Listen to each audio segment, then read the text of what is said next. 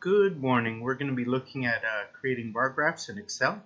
And the first thing we want to do is we want to open this link down below and get some juicy data. So let's do that now.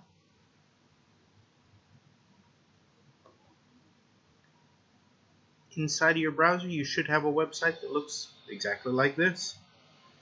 And so this is Technology and Engineering Literacy test results.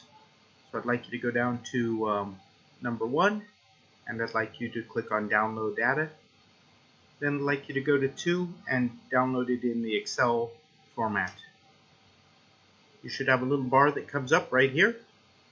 That's number 3, so please click on it and open it up. Okay, once we get the data open, you should be looking at something along these lines, and so we want to enable our data editing, enable editing, and we want to look at the performance results.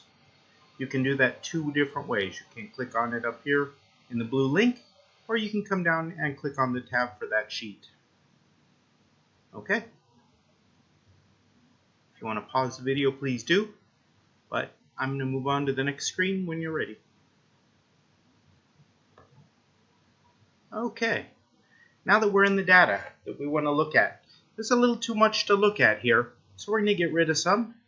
And so I'm going to get rid of some of these top things. I'd like you to click on number 10 in the Excel spreadsheet and just drag, left click and drag down to number 30.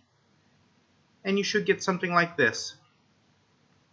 Once that is done, I'd like you to right click in the gray area and you'll have a menu that'll pop up just like this. Come down and click on delete, and that should get rid of a lot of the data, so we have a manageable amount to look at and maybe draw some conclusions from. Now we should be looking at something along these lines. Okay, we're working towards building a bar graph, and so what we need to do here is highlight the data that we want in the bar graph. We would like labels, so we want to include the labels in the area we're dragging across. So if you'll first grab up in here, in the top left, and that is A7. Left click, drag all the way down to, that is, I can't see it, H23, I think. Okay, once that is done, I want you to come up here and click on Insert tab, and we're going to insert a bar graph.